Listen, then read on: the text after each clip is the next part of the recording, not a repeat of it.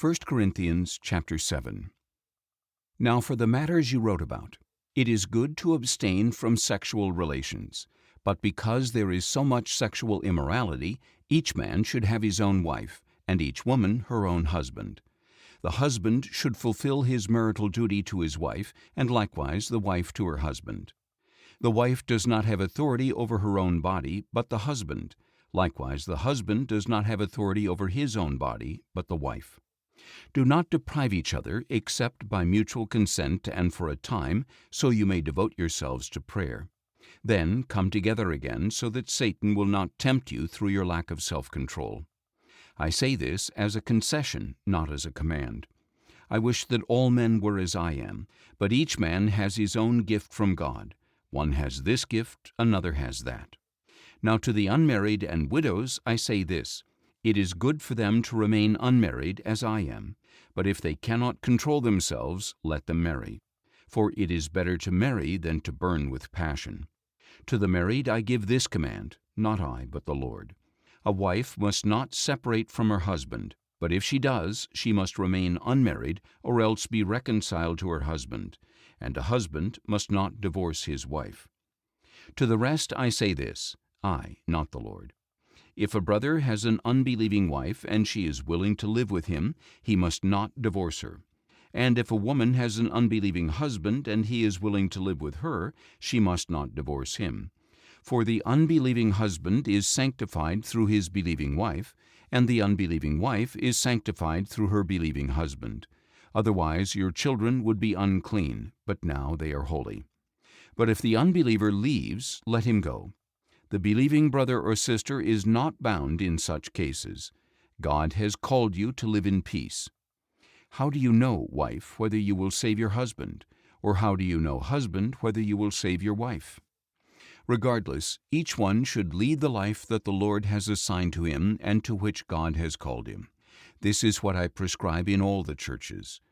Was a man already circumcised when he was called? He should not become uncircumcised. Was a man still uncircumcised when called? He should not be circumcised.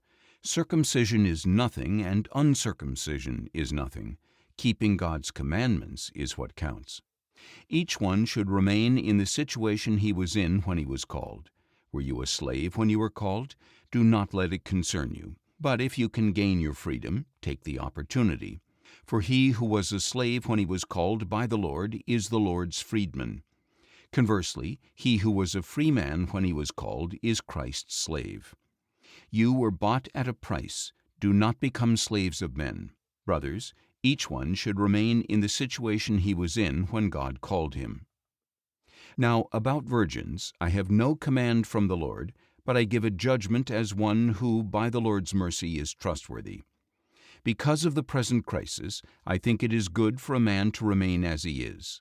Are you committed to a wife? Do not seek to be released. Are you free of commitment? Do not look for a wife. But if you do marry, you have not sinned. And if a virgin marries, she has not sinned. But those who marry will face troubles in this life, and I want to spare you this. What I am saying, brothers, is that the time is short.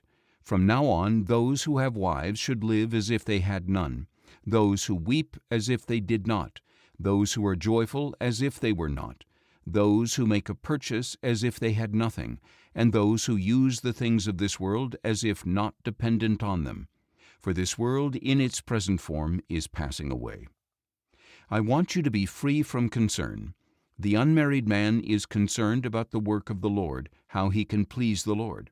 But the married man is concerned about the affairs of this world, how he can please his wife, and his interests are divided. The unmarried woman or virgin is concerned about the work of the Lord, how she can be holy in both body and spirit. But the married woman is concerned about the affairs of this world, how she can please her husband. I am saying this for your own good, not to restrict you, but in order to promote proper decorum and undivided devotion to the Lord.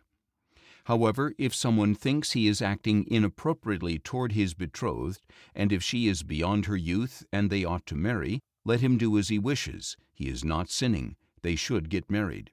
But the man who is firmly established in his heart and under no constraint, with control over his will and resolve in his heart not to marry the virgin, he will do well. So then, he who marries the virgin does well, but he who does not marry her does even better. A wife is bound to her husband as long as he lives, but if her husband dies, she is free to marry anyone she wishes, as long as he belongs to the Lord.